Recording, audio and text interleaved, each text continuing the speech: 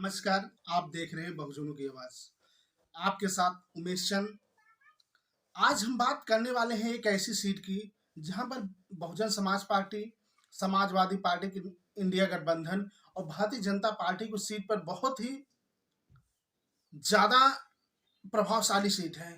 क्योंकि जिस सीट की हम बात कर रहे हैं वो एक सुरक्षित सीट है और हम बात कर रहे हैं उस सीट का नाम है लोकसभा सीट नगीना।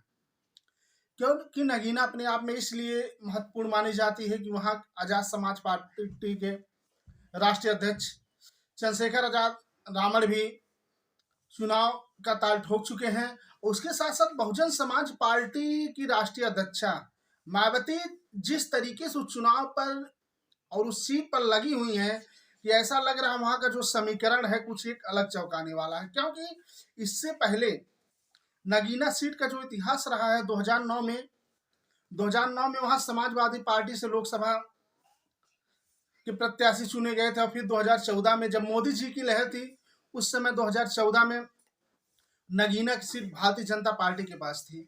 और फिर 2019 का जब चुनाव हुआ तो वह सपा बसपा के गठबंधन में और उस सीट से जीते थे गिरीश चंद्र जाटव, जिन्होंने सपा बसपा के गठबंधन से लोकसभा में पहुंचे थे।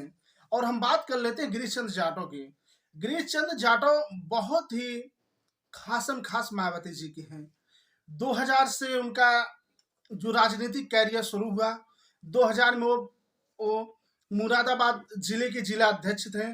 फिर 2006 में उन्होंने मंडल अध्यक्ष थे। फिर 2007 में उन्होंने पहली बार विधानसभा का चुनाव लड़ा और जो सीट थी उस सीट का नाम था चंदौसी। और 2007 में जब उन्होंने चुनाव लड़ा तो बहुत ही भारी मतों से उन्होंने इस चुनाव को जीता।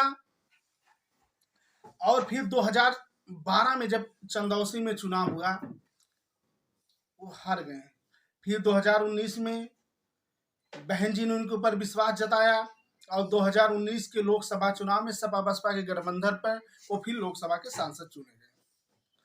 वहीं जो नगीना लोकसभा सीट का जो जातीय समीकरण है बहुत ही चौंकाने वाला है।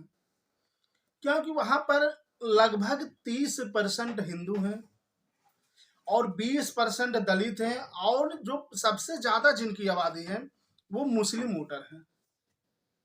और जो वहां की रणनीति बन रही है ऐसा लग रहा है कि वहां का त्रिकोणीय मुकाबला होगा। क्योंकि अपनी ताल ठोक रहे हैं चंद्रशेखर रावण और मायावती भी चाहती कि अपने भतीजे को वहां नगीना सीट से चुनाव लड़ाएंगी, ऐसा माना जा रहा है। बहुत ही दिलचस्प मुकाबला होने वाला है। और जो बीजेपी के हैं, जो बीजेपी के वहां प्रत्याशी उनका नाम ओमकार है और समाजवादी पार्टी के जो प्रत्याशी उनका नाम मनोज कुमार जो गठबंधन के हैं और बहुजन समाज पार्टी के जो प्रत्याशी होने वाले हैं उनका नाम आकाश आनंद।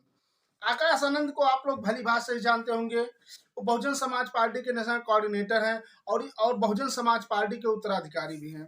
तो इस तरीके से इस लहजे से ये कयास लगाया जा रहा है कहीं ना कहीं बहुजन समाज पार्टी ये चाह रही कि हमारी सीट नगीना जैसे 2019 में थी उसी तरीके से बनी रहे। और भारतीय जनता पार्टी और उधर इंडिया गठबंधन ताक झाक में लगी हुई है किसी तरीके से नगीना सीट पर हम जीत हासिल करें। देखिए रोमांचक, बहुत ही त्रिकोणीय का बहुत ही रोमांचक मुकाबला होगा। और देखिए आने वाला समय बताएगा कि वहां का की जनता किसी अपने भारी मत दे करके लोकसभा का सांसद बनाती है।